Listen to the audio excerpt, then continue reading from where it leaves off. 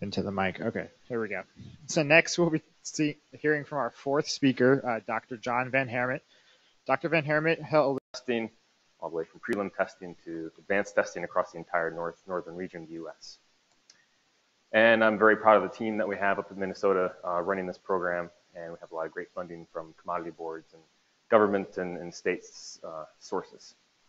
But prior to all this, I was at the University of Nebraska, and I worked on maize at the University of Nebraska. And I worked specifically on maize quantitative genetics and breeding technology at the University of Nebraska. And these are some of the people that worked with me at the University of Nebraska. Several of my graduate students at the University of Nebraska just recently finished. And so what I chose to do today was to discuss some of the recent results obtained by some of my recent graduate students who graduated from Nebraska, rather than talk about a bunch of soybean projects that are currently in progress. So I thought this was a good point of things that are complete, but not too old. So that's what I'll be talking about today. So even though I currently work on soybean, I'm going to be talking about corn. So there I am, again, to recap, maize first, born and bred academically in maize, and now I work in soybean. And I'm probably the worst crosser of soybeans out there for a professor of soybean breeding. I'm terrible at crossing. You don't need to do your crossing for me in soybean, but I'm trying to get better at it. All right, so this is where we're going here. We're going to talk about a little bit genomic selection in general. I'm going to give an introduction, a little background, and some uses generally in plant breeding programs. And then I'm going to talk specifically about the genomic prediction breeding program that we looked at for single cross prediction in maize, okay, and several specific aspects related to that. Okay, so this is the breeding pipeline. This is the soybean breeding pipeline that I put up, okay? And the goal of this breeding pipeline, of course, is to develop superior varieties and superior parents. And if we're effective at executing this pipeline, like we hope to be, then we're going to make gradual genetic gain, okay? The populations, the parents, the new cultivars that we develop from that pipeline are going to be gradually a little bit better than the ones we had before for highly quantitative complex traits. And although it can be quite slow over long periods of time, you'll see that, for example, in soybean, we produce soybeans now that have twice the yield potential than they started with back in the 1930s and 1940s. So it's slow, but steady and effective. So again, how can we make that breeding pipeline better? All right. So when I'm in the field doing my crossing, thinking about how can I make this cheaper? How can I make this faster? How can I make this more accurate? How can I find more useful genetic variation? These are basically the breeder's equation or the genetic gain equation boiled down into words. Okay? I'm also thinking about how tedious this is and how I wish I was pollinating corn plants at that point in time, but that's another story. All right, so two current breeding methodology research areas that are very popular these days include genomic selection, okay, of course, and what we've heard a lot about today is high throughput phenotyping. And really, if these things are employed and applied directly, usefully to a breeding program, what they should allow us to do is to broaden that funnel of a breeding program, allow us to cram more germplasm through that breeding pipeline for the same cost, or hopefully maybe less cost. And if we can do it faster, of course, we're going to shorten the length of that funnel, okay? So there's all kinds of fantastic things going on in high throughput phenotyping. We heard a lot about those today. We have a few things going on in our lab. I'm going to be talking about genomic prediction and selection today. All right, so why do genotyping? We want to do genotyping to more effectively and efficiently, hopefully, identify or measure genetic value for individuals, okay? So if you think about a single marker here, okay, of course, we have a causal polymorphism here. We want a marker here that's closely linked to that causal polymorphism, so we can use that causal polymorphism, or the marker, basically, to differentiate our individuals just at that one marker data point. All right. So if we can do this effectively, of course, we can perform selection during the off-season. We can increase our selection accuracy, possibly, and we can increase the selection intensity if our genotyping is cheaper than our phenotyping. All right, and this works really well for really simple traits. All right, so I know now that I've run the soybean breeding program in Minnesota for the last few years that we have really good markers for SCN resistance. There's nothing I love more than anything is taking 10,000 plant rows and say, genotype all these things for RHD1, and I can remove a whole bunch of them just based on that marker. That really makes my job a lot easier. We also have good markers for aphid resistance good markers for fatty acids. They really make my job easier. Yeah. So for simple, relatively simple or very simple traits, this works really, really well. But the problem is that a lot of traits that we're interested in are highly complex. Right? So this is an example out of Holstein where we have a relatively simple trait here in terms of fat percentage in the milk. Most of the variation for this trait is controlled by a very large effect QTL here, and then a couple of more minor effect QTLs. But oftentimes we're interested in highly complex traits like overall type, where there isn't a single gene that controls most of the variation. All the genetic variation for this trait is coming from sort of a uniform signal across the entire genome. So, example here published several years back now in flowering time by the Buckler lab showed that flowering time, even though it's highly heritable, a variation amounting to a month or more in flowering time is controlled by the accumulation of many, many small effect alleles, not even the largest of which I think was about a day in flowering time, all right? So I think we knew this for a long time, and then we sort of rediscovered this recently with a lot of genomics and GWAS applications. But we're kind of back to that paradigm. So if this is really the case, then you look at classical studies, well, I guess not really classical, but almost classical studies, back comparing phenotypic selection to marker selection. You can see that this is the case when you just use regular traditional marker assisted selection, that they're not going to perform very well when you compare it to phenotypic selection, if that is the case. So there's this new paradigm, in plant breeding, about 10 years old now, I guess, genomic prediction and selection. And the idea is rather than go and find individual markers to make selections upon, okay, we actually skip that part. We do no QTL mapping. We do no significant testing. And rather what we do is we take DNA marker data across the entire genome. We combine it with phenotypic data, and we call that the calibration set in order to calibrate or train a model. Sometimes it's called training population. Sometimes it's called calibration set. All right, so we train this model using all the genome-wide markers, and then we simply use those predictions, okay, apply those to, we apply this model to a set of selection candidates that have been genotyped but not phenotyped, and then we use those predictions to make selections. And again, there's no testing of significant markers, no QTL mapping involved here. So the reason we do that, again, under the assumption for a highly complex trait, quantitative traits, we have many small effect alleles. These types of traits, a genomic prediction using all the markers, oftentimes works a lot better than a marker-assisted selection model. All right, so this is a study done by Rex Bernardo's group where they compared, I think, 36 instances of different population and trait combinations, and they found that in every single case for these quantitative traits, a genomic prediction worked better than the marker-assisted selection prediction. Okay, and you can look at several simulation papers here, such as my own, and also see the same situation where a genomic prediction model works a lot better than a marker-assisted selection model. So that's where we are, and if we look at this genomic selection paradigm, we have several questions that surround this process. Okay, first of all, which markers do we choose? How do we do the genotyping? Second of all, how do we design a training population to build the most accurate models? And thirdly, how do we allocate resources for field phenotyping when our objective changes from performing phenotypic selections to building genomic prediction models? Okay, and then of course there's always the question of which model to use. There's all kinds of different genomic prediction models out there. Is one better than the other? And how do we deal with G by E effects? These are all questions that many people have explored very thoroughly, and there's lots of good papers out there on these questions. We've come a long ways in the last 10 years or so in answering these questions, how to design an optimal genomic prediction model. But today I want to talk a little bit about this process right here, where can we actually implement genomic prediction in a breeding program, okay? Where are we most effective in using prediction and selection? So where to implement genomic prediction? Okay, so you'll have to suffer through a few breeding pipeline slides here. So this is a typical maize hybrid breeding pipeline, I think.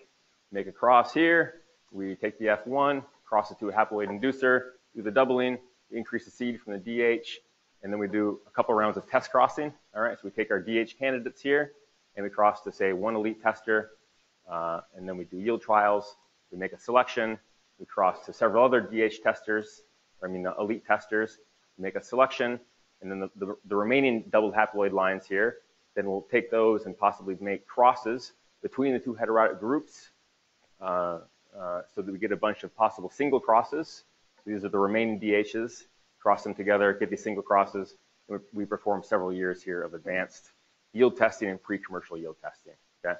And of course, in maize, a hybrid system that's been established for a long, long time, we have two heterotic groups. Okay? So these things are going on in parallel in each heterotic group, and then you bring the heterotic groups together to create potential commercial products. This is just sort of a canned version of a breeding program. Of course, there's lots of nuances in any actual real breeding program.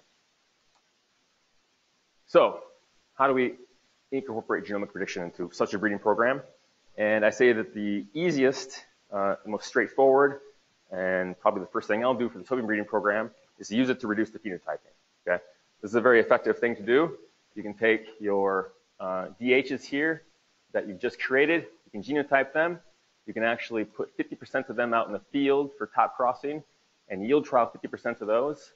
And then you can leave 50% of those in, say, cold storage, and then predict the rest and put those out in the field, the ones that actually are predicted to be good. All right, so you're leaving a bunch of individuals in cold storage. You're not spending the resources on those individuals to phenotype those individuals. And this works out in terms of being able to effectively test more individuals through genotyping. It'll save you money and allow you to do more testing if your genotyping is in fact cheaper than your phenotyping. All right, so what this allows you to do then is basically widen your funnel for the same amount of resources in your breeding program. There's also the option of rapid cycling, where we basically, if our genomic predictions are really, really accurate, perhaps we can make choices here on parentage very, very early in the pipeline. Okay, so maybe as soon as we double our haploids and create those haploids, we take our individuals here and we predict them. If they have a high predicted breeding value, we use those as parents right away, rather than waiting the extra 2 to 5 years to use those individuals as parents. All right, so this could increase your genetic gain over time. So in this case, of course, we're shortening the funnel. There's an example of this recently published in Nature Plants, where this doesn't actually have anything about genomic prediction in the paper, but this paper by Watson et al., I think Lee Hickey from Australia, I believe, was the corresponding author on this paper. And they showed that by manipulating growth chamber effects, they can actually take wheat plants and barley plants, and they can get these 6 generations per year, okay, by exposing them to sunlight 22 hours per day and having an increased temperature in the growth chambers. Okay, so they rapidly induce flowering and seed maturation, and then get 6 generations per year. So if you can do genomic prediction in this context, you could possibly get, maybe up to 6 generations per year of selection if you're that confident in your predictions. I mean, from my standpoint, at least right now, I'd be awfully nervous about what will come out of those growth chambers after that many cycles of recombination, not actually having seen those things in the field, and it just takes a lot of logistics to keep that level of intensity of crossing and plant generation going, generation after generation. So this is very difficult, but I think it deserves exploration, and it could possibly increase genetic gain quite rapidly over time. All right, so besides those basic applications of genomic prediction, I want to think about using genomic prediction to sort of do what I call broaden the reach of evaluation in the breeding program. Okay, so I think by leveraging predictions, we can more thoroughly explore germplasm resources. We can look at all possible breeding crosses. And as I said, crossing soybean is a really difficult endeavor. It would be nice. I can't make that many crosses. I can only make in my program about 180 crosses per year, but I have thousands of potential crosses I can make. It would be nice to explore that space of all potential crosses through prediction and choose those crosses that are predicted to be the most effective in terms of creating a breeding population that has a high mean and a high variance, which is what you want. There's the issue of variety placement, and there's the issue of hybrid performance, which I'll spend most of my time on today. But I want to touch on a couple of these things before I get into the more details of hybrid performance. So, germplasm resources. Germplasm banks are being genotyped at a rapid rate. We have germplasm banks that consist of tens of thousands of accessions. These things are being genotyped en masse. The soybean collection, for example, we have 22,000 soybean accessions at Urbana. All these things have a genotype of 50,000 SNPs. All right. Not all these things have been phenotyped. There are other germplasm collections I know that I think they fully genotyped. The maize germplasm collection is simic, right? But they probably haven't phenotyped everybody there. So, the question is, can we use some form of prediction in those germplasm banks to enrich our selections of accessions for complex traits? So this is just an example in soybean that we pursued. So we took all the genotype information on these 22,000 accessions. We used historical data collected as part of the germplasm collection and built prediction models. And you can look at the correlations, but at the end of the day, this is the one I want to look at right here, this pie chart, where if we take a random set of accessions from the collection, you'd expect, of course, you have the best half is in the top 50%, and the worst 10% is in the bottom 10%. This is just a random set. But if we enrich that random set through our selections by only choosing the best 10%, what we observed is that basically we can enrich that set for the better half up to 88% of the enriched half. And almost more importantly, we've almost eliminated those bottom feeders there, the worst 10%. Yeah? So we've effectively eliminated them from our selected enriched set. All right. This is an area variety placement that I have not worked on, but I know Pioneer has worked on quite a bit, and some other people have worked on. I take this example here from Charlie Messina's work, published this last year. And the idea is we have all of our candidate genotypes in our breeding program. We genotype them all. We phenotype the subset, or maybe all of those. And then we combine that information with sophisticated crop growth models and environmental kinship models built through basically what Duke talked about earlier, envirotyping, right? We feed all the information into these models, and we build the genomic prediction, and then we can predict how any one individual will do in any possible scenario across the country. Yeah. So we can't possibly test all our candidate lines across all possible environments that a farmer may encounter in the future, but by combining weather data and environmental data and crop growth modeling and these environmental prediction models, we can in silico evaluate all these individuals. So I think a pretty powerful application. Still a ways to go in this, but I think it's an area worth much further exploration. All right, so fourthly here, let's look at hybrid performance in the space there. So hybrids, the reason we produce hybrids, of course, is because of heterosis, where the hybrid performs better than either parent. Of course, this is definitely the case in maize. There's lots of heterosis in maize and lots of other crops.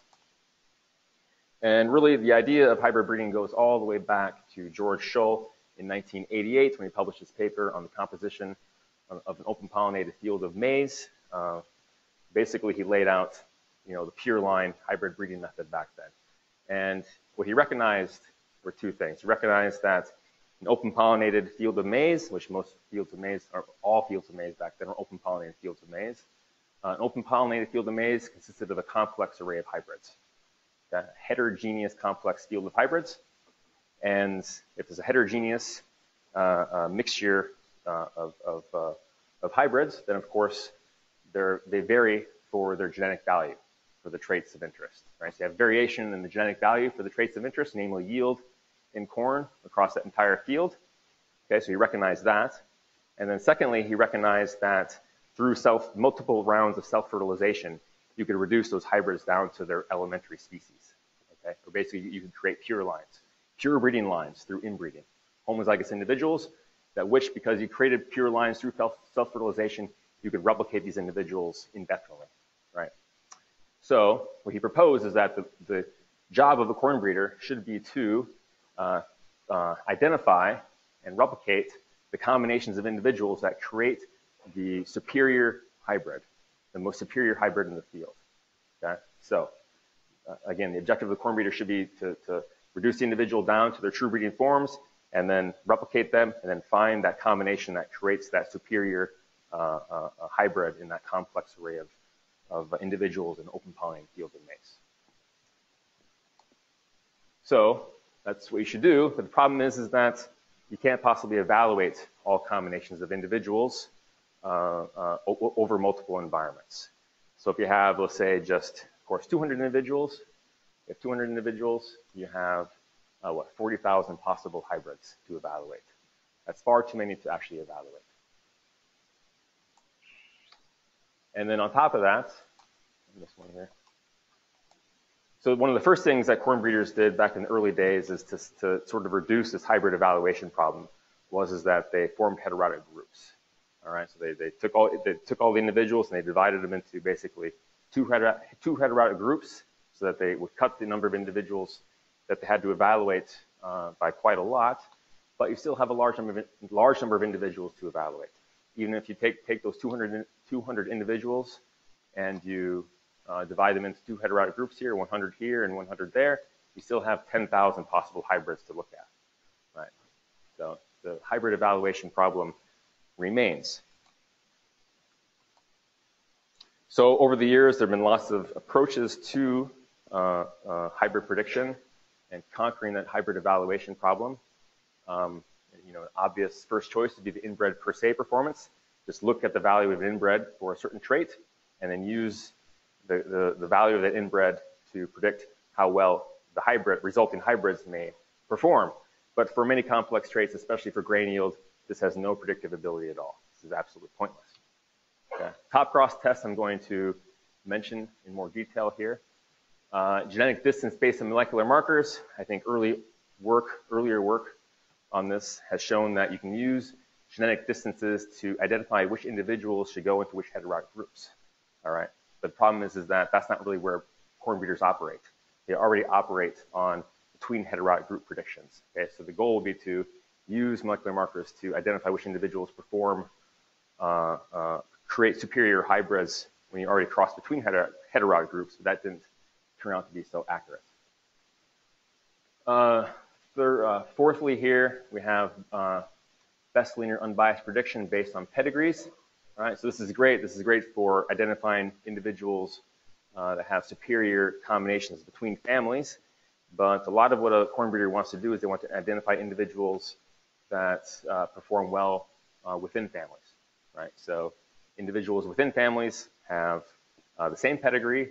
Individuals from closely related families have similar pedigrees. So when you're talking about differentiating individuals here from the same pedigree or closely related individuals from closely related pedigrees, this has much less power.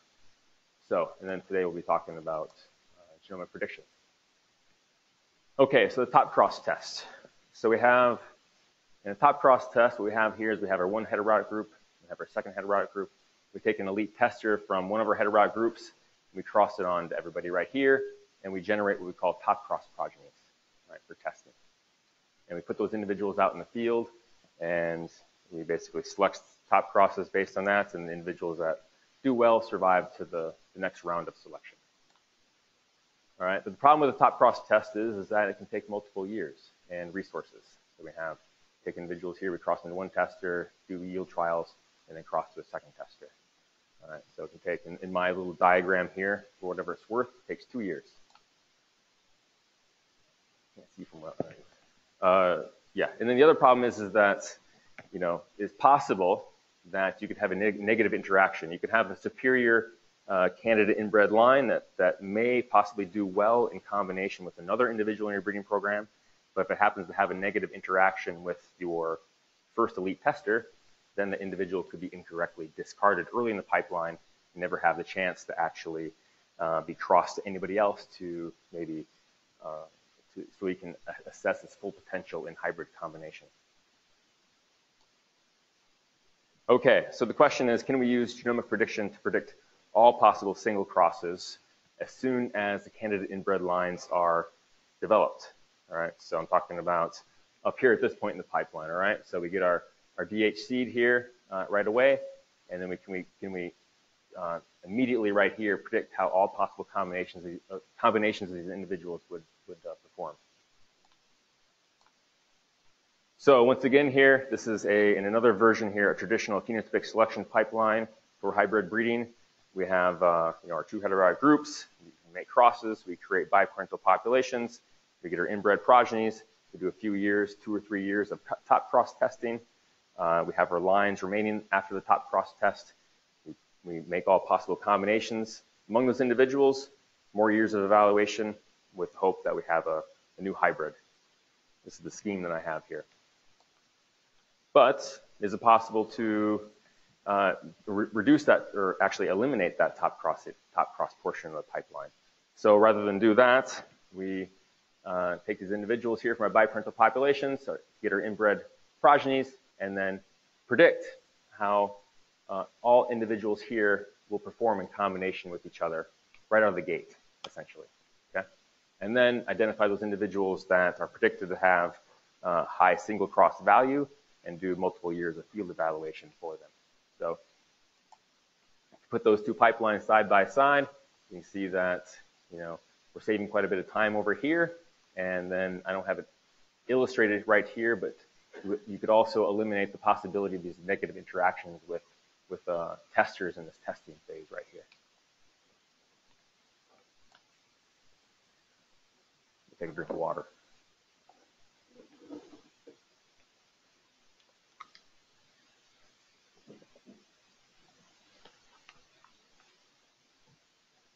Okay, so in terms of the details here, I'm mostly going to present the work of one of my recently graduated PhD students, Dineshwar Kadam, who I call Dinesh.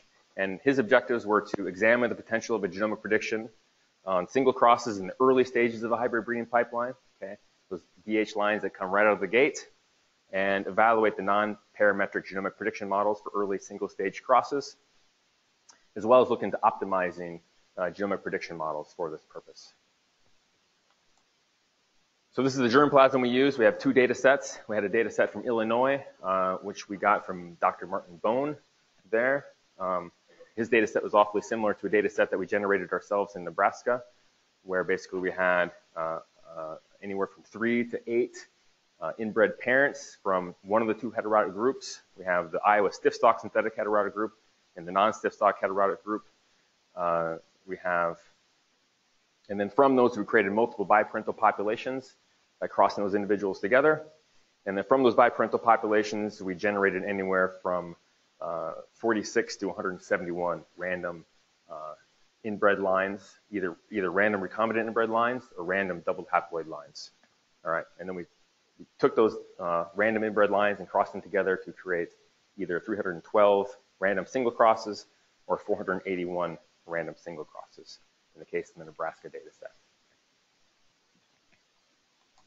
All right, so this is just another version of that. So we have, we have our populations here that we create, okay, and then from these populations we derive a bunch of recombinant inbred lines or double haploid lines. In the case of Martin's data set, our data set was recombinant inbred lines.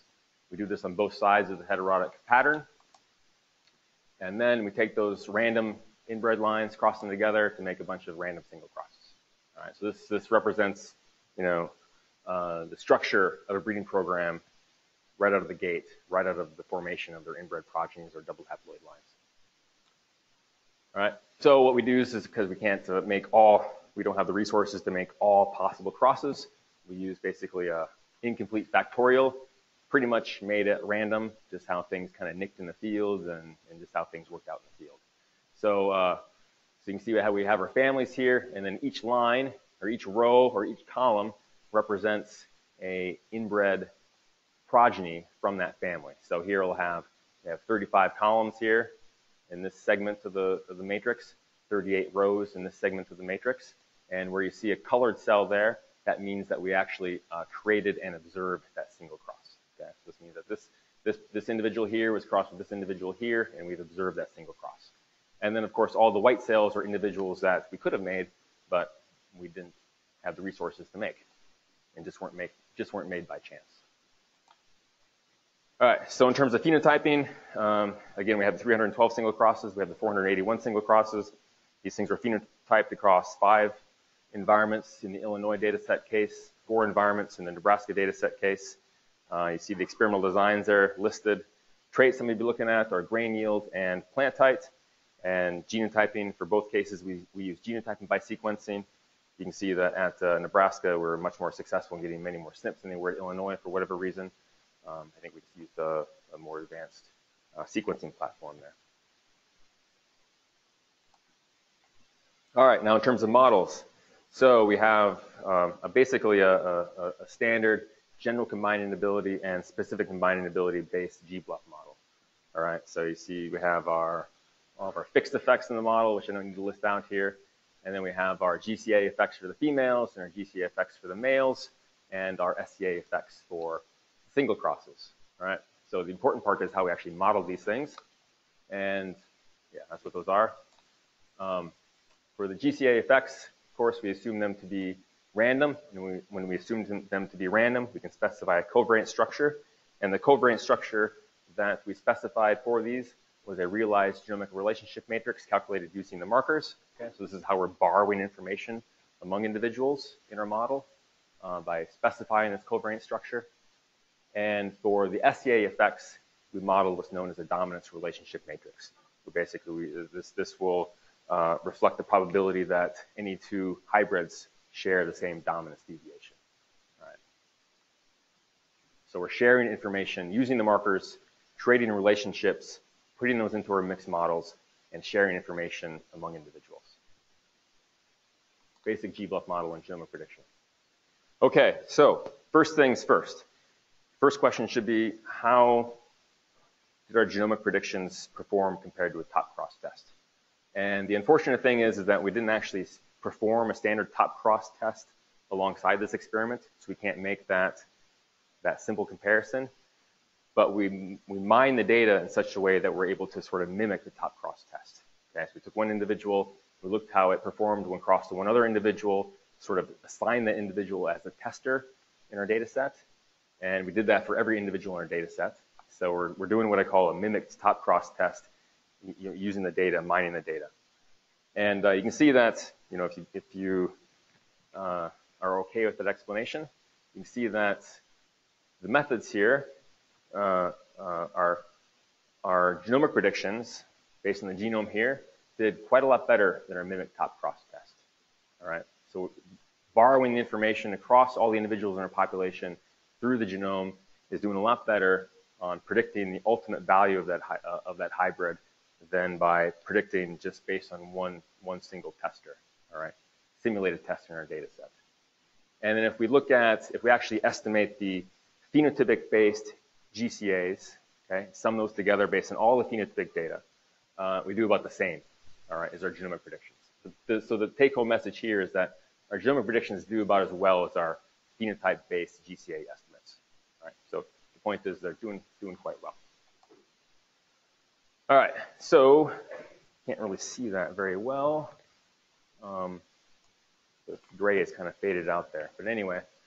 So the other question here is, oh, there it is. Okay. What does it look like when we look at tested parents versus untested parents? So we have an individual in our breeding population.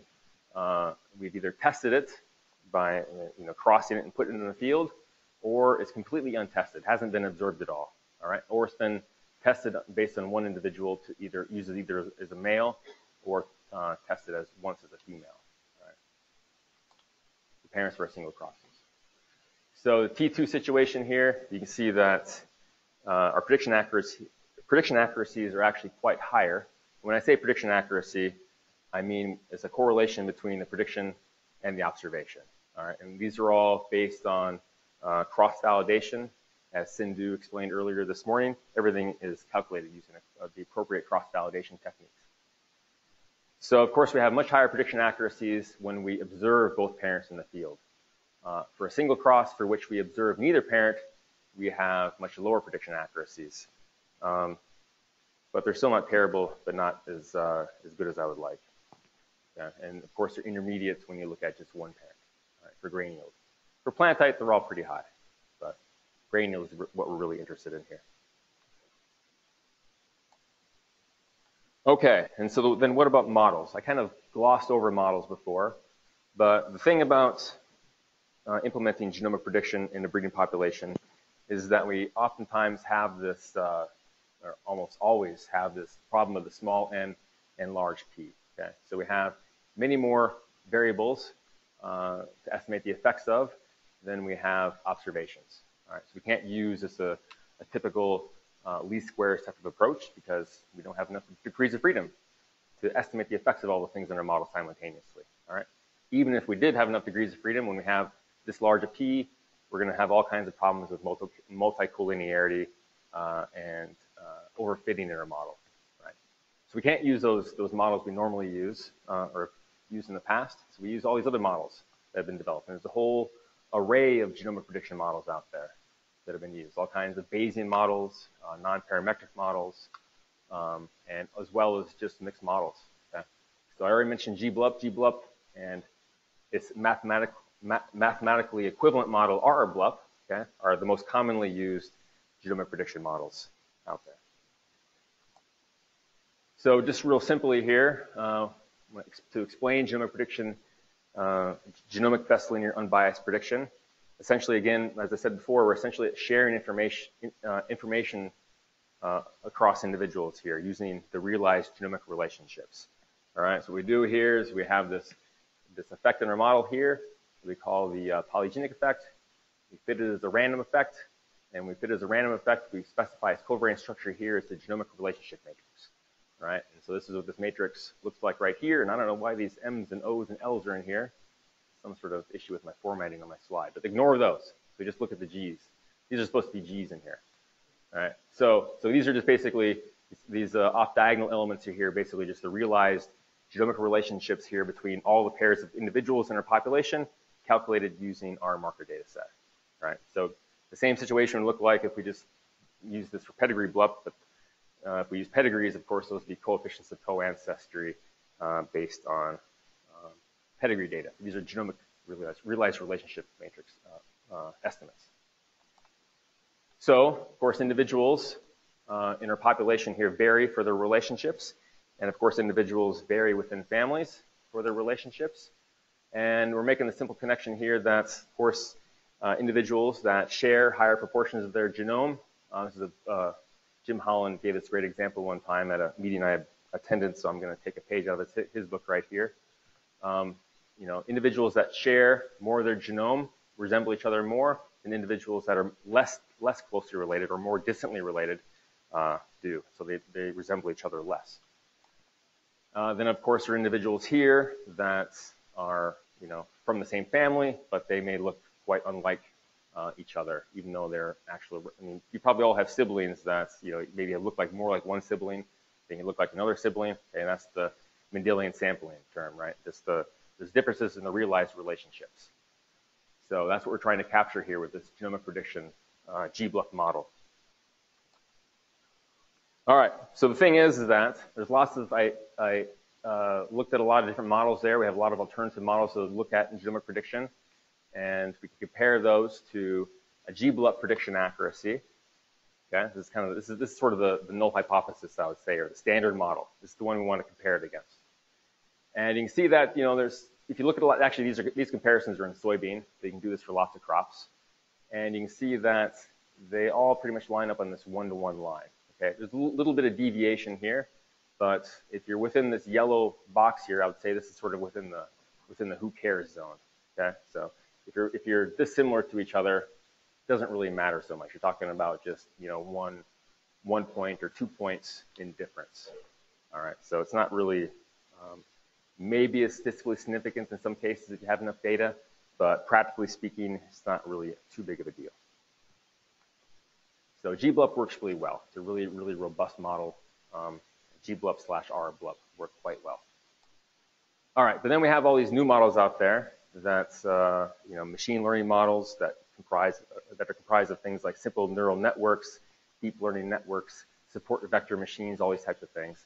And we saw some good examples today of how powerful these types of models are for processing image data and for high throughput phenotyping. All right, so you know, how do these things work for genomic prediction? So we looked at these models for this single cross hybrid prediction case. All right, so we looked at reproducing curved Hilbert spaces, which is a non-parametric or semi-parametric model. We have support vector machines and neural networks. Okay, so we looked at each of these models in terms of predicting single cross performance, and we found, pretty much what we found in other cases where there's really not much of an advantage to using these models in this scenario. Okay, so again, GBLUP is a standard GBLUP is a very robust model. That said, though, however, we have a fairly shallow data set here.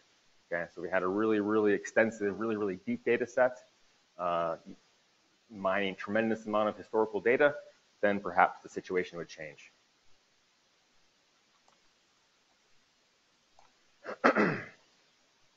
So what about the correlations of the actual GCA effects and the SCA effects?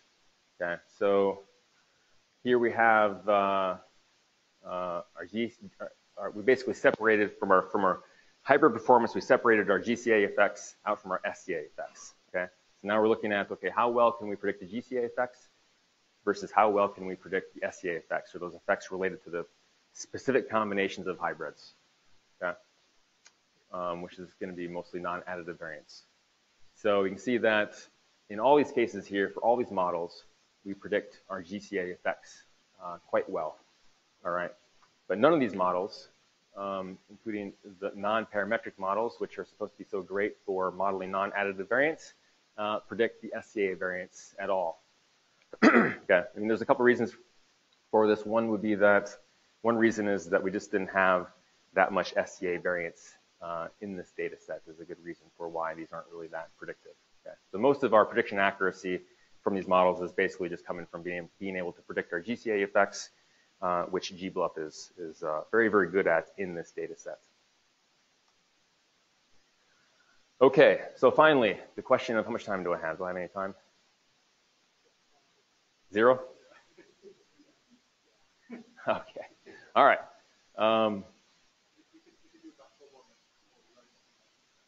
Okay, so this question of training population optimization. So the assumption here is that not all training populations are equal in terms of the relevance for a breeding program, or for a candidate set that we want to predict, or the information content that they contain.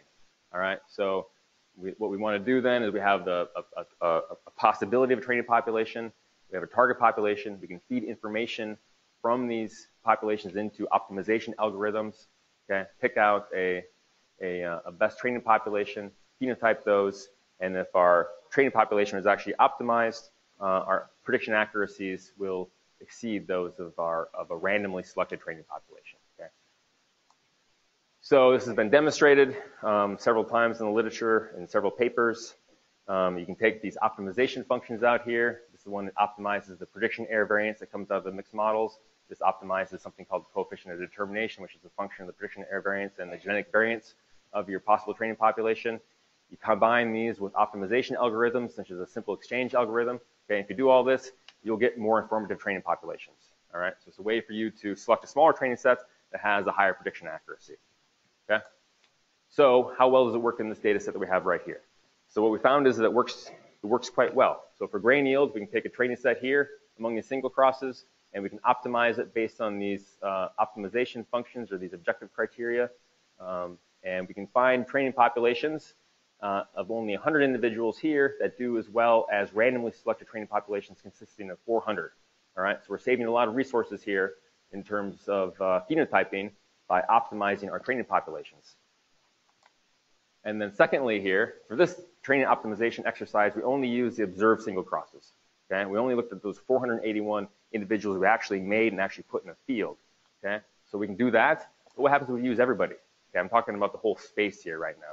You make some set of crosses here between some individuals. You have a few that you actually made. You have a whole universe of individuals you didn't make. You can look at those individuals in silico because you have each genotype, and you can in silico create each individual hybrid. All right. So what happens if we look at the entire universe of all possible single crosses we could have made? All right. So here again, optimization based on all 481 observed single crosses. Optimization based on all possible nearly 10,000 single crosses. And what I want you to see here is that we get a pretty good bang here when we optimize based on all possible single crosses. All right, so these lines are about the same. You can see that These lines converge here when we only have 481, but if we look at all possible, the lines are separated by quite a bit. I don't actually have this quantified in my mind right now, but it's it's a pretty good boost. It's a heck of a lot of a bigger boost than comparing different types of models, right? So then we look at all possible single crosses here, and these are all the possible ones in terms of their predicted values. And the point here is that you can find 50 untested, unobserved single crosses that had higher genomic prediction values than anything we would actually observe.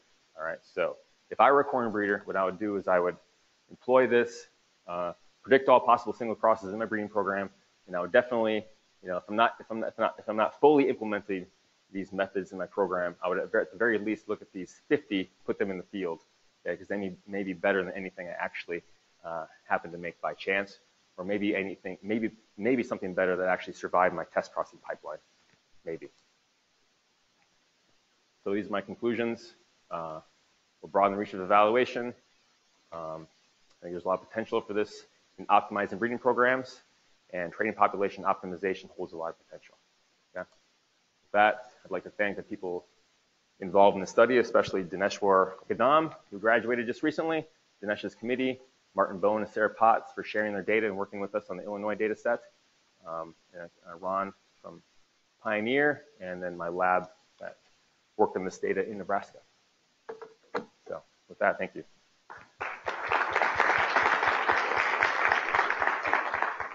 Thank you, Dr. Lorenz, for the talk. So in the interest of time, we'll probably entertain 2 questions. Okay, thank you. Good work. My question is that your genotype inbred as the parents or the test cross F1? Top cross? Parents.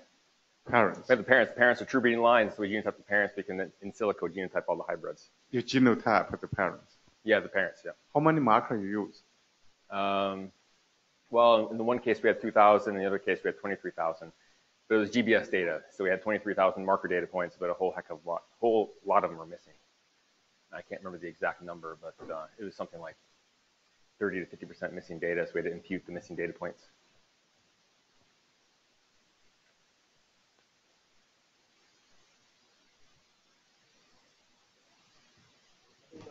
We got a question. Okay, thank you, Dr. Lorenz.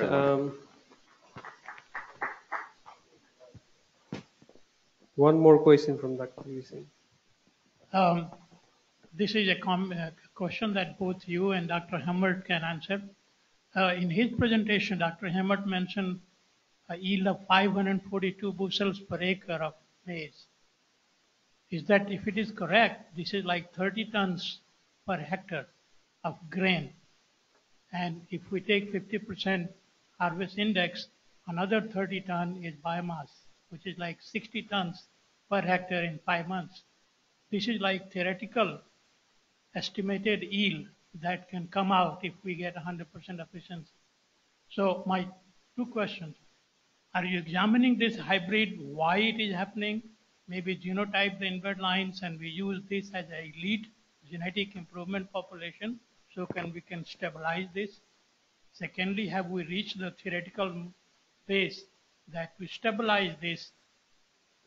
The global yield, average yield of corn is 3.8 tons per hectare.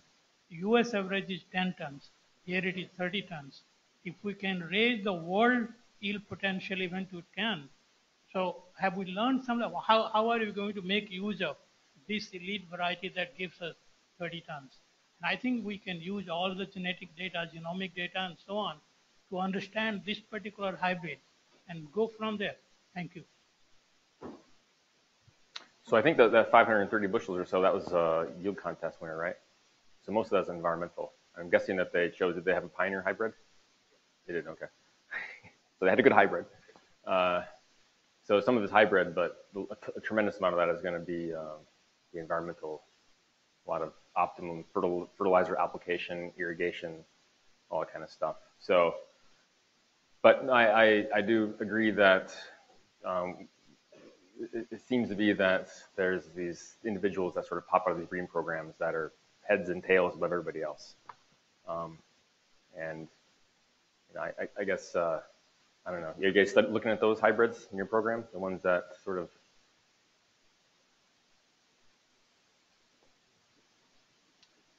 Yeah, you're right. The environment management component is huge there for those theoretical maxima. But one thing we've done to try to understand why they're yielding so much is the work that Charlie Messina's group has done with crop growth models. Interrogate those to understand what the plant is doing physiologically in those target environments. Yeah.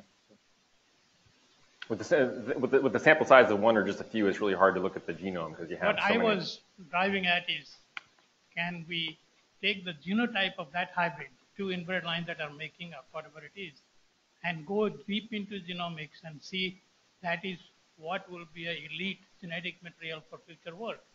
Because 30 tons grain and 30 tons biomass is a lot of it. I think it is almost like theoretical model.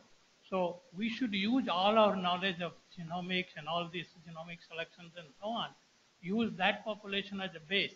Are other related lines which are not 540 but 400 and above?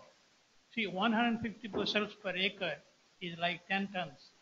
So anything at 150, 10 tons, another 150, 10 tons, we are talking about 30 tons. So can we take some of those elite hybrids and focus on them with our knowledge of, sequencing and genomics and all those things that we are talking about? That will solve our problem. If world average of 3.8 tons can be raised even to 6 tons, we have fed all the world. Thank you.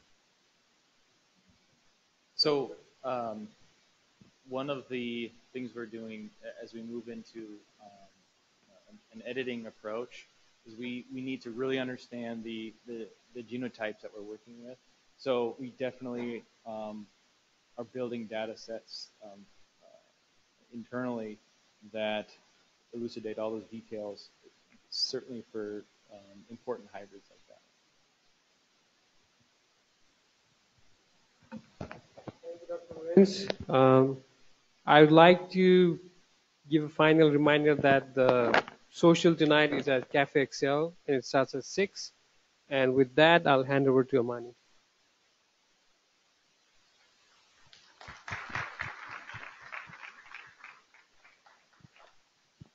We're going to have a short announcement from Dr. Don Jones. Hi. I want to say a shout out both to the speakers and to the organizing committee for the session today. It's been excellent. It is a lot of work to put these on. So let's have a round of applause again for the group and the speakers. I'm here to mention this Borlaug Scholars brochure that's on the table for the graduate students and undergraduates. This was kindly thought of by Don Cummings, retired breeder from Monsanto that's been involved with NAPB. And read through this brochure. On the inside cover here, there's some links over here for both the undergraduate and graduate students. And this is support to attend the NAPB meeting. This year it's in August, first week of August, or I think August 7th through 10th in Guelph. And I encourage you, if you can attend, because for plant breeders, it's one of the better meetings I think is out there. So appreciate it. Thank you, Dr. Jones. We will have a last few minutes. We will have Dr. Boxberger give a few closing remarks.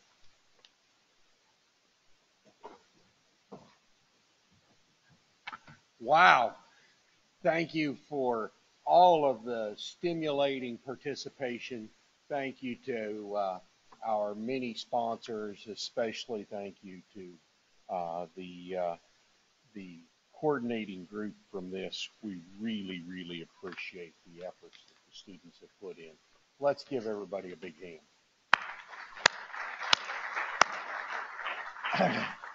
On behalf of the Soil and Crop Sciences Department, we are really proud of this group. We are really pleased with what our students are doing. We are pleased with the participation and the interaction that's going along across the schools. We really, really think that the future is bright for plant breeding and genetics. And omics.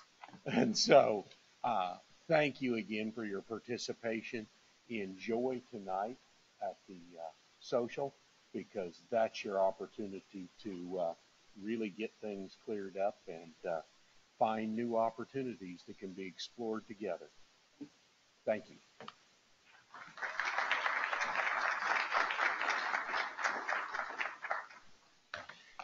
So I would like to mention that though we are at an end today, we still have one more event scheduled tomorrow.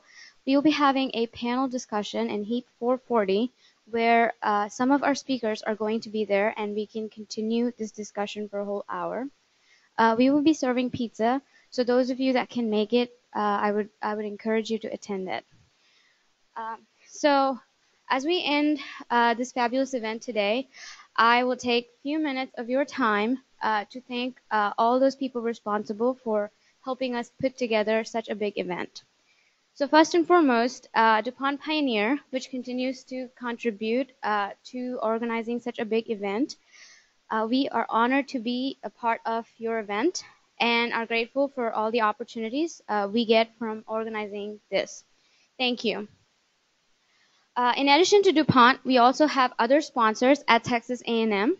The different departments, starting with Soil and Crop Sciences, the Institute for Genome Science and Society, Biology, Horticulture, Molecular and Environmental Plant Sciences, Biological and Agricultural Engineering, and Plant Pathology. We've also received support from the College of Science and Engineering of Texas A&M Systems, Corpus Christi location. We've also continued to receive support from the Texas Peanut Producers Board. All of you who received a T-shirt today, it was donated by Carton Incorporated. Some of the beverages served today were donated by Pepsi Cola. In addition to these departments and organizations, we would like to thank some of the individuals that helped us in organizing this event, starting with Leanne Haig, Jim Lukeman, Dr. Wayne Smith, Kathleen Peacock, Joni Suwick, Deborah Sutherland, Beth Ludeker, and Taylor Barfield from the Department of Soil and Crop Sciences.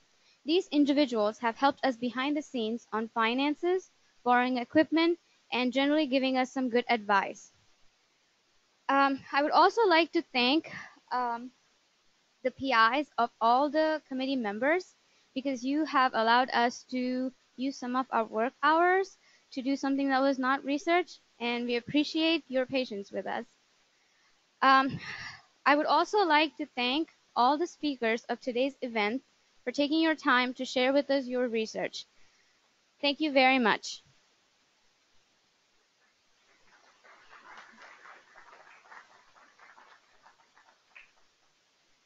So we would also like to thank all the volunteers who have shown tremendous Aggie spirit today by donating their time in helping us organize such a large event. Without your help, we would not have pulled it off. I would like to remind everybody that we usually send out an evaluation after the event. So I would request you to take 5 minutes of your time to tell us how we did and tell us what we can do to improve. All of these suggestions from previous years have helped us improve our event. So as mentioned earlier, the Plant Breeding Symposium is part of the DuPont Pioneer Symposia series, and we have several such events happening across the United States and throughout the world. Most of these events stream their webinar much like our own. So we would request you to keep track of them and attend all the interesting talks through webinar.